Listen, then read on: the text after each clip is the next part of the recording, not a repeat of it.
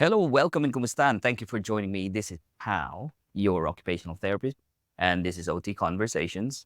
And in this episode, we'll be talking about some things about neurology. So I have with me some of these little strips, and I'm going to start talking to you about them. Hopefully, you learn a little something. So let's see what's happening now. So here we go. Pathological reflexes. We're talking about Babinski, Moro, sucking, rooting, bite, reflex, and then grasp reflexes. Okay, so pathological reflexes are reflexes that are normal from birth and at the early stages of life. But then after a while, once it persists, then it becomes a problem and it is basically a pathological reflex or reflexes that should not be there. What are they? Babinski reflex. So a Babinski reflex is an indication that there is something wrong with the control of your central nervous system.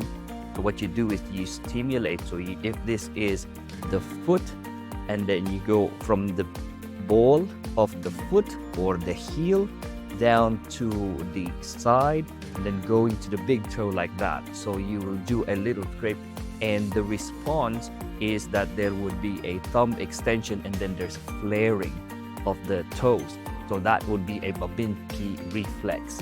When that happens, say you're in critical care, you go over and see some of patients and if they're asleep, just go and check that one. And if you can see that the Babinski reflex is present, then that means that the person is acting more on the primitive level and it's more reflexive. That means that the higher brain function is not there. And that is the Babinski reflex. The other one that you will keep an eye on is a sucking reflex.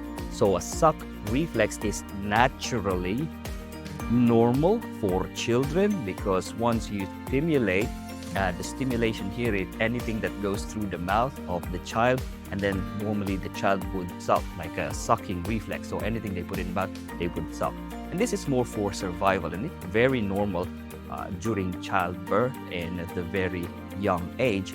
But for grown-ups and for people in critical care, you put something in the mouth and they start to suck it, then that is actually not good. That is a pathological reflex. Rooting reflex. A root reflex is the stimulus is more on the cheek, and when you stimulate the cheek, there is a tendency to move the head toward the cheek and as if the child is rooting. Again, this is normal during the early stages of infancy for survival. So if the child's cheek is stimulated by the nipple of the mother, then they tend to just root, then they'll do the sucking. So you can see it's very normal for children, but for grown-ups, once it's there and you see that in critical care, then it is not normal. The other one is bite reflex. A bite reflex is one of those oral motor reflexes, again primitive. It is usually normal, but what happens is when you put something in the mouth, then the tendency is the person would bite the thing that you put in the mouth. So there is a clenching to a degree where they'd be biting. Is this normal? No, when they're in critical care.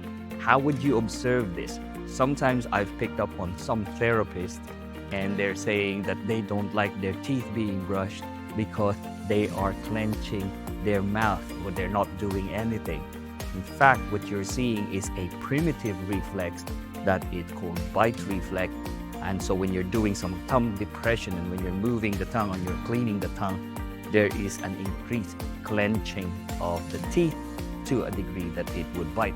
You have to be very careful for people like this or for patients, if you have patients who has this problem, because you put your finger in there, they will bite and they will not let go. It's going to be a problem and you don't want that.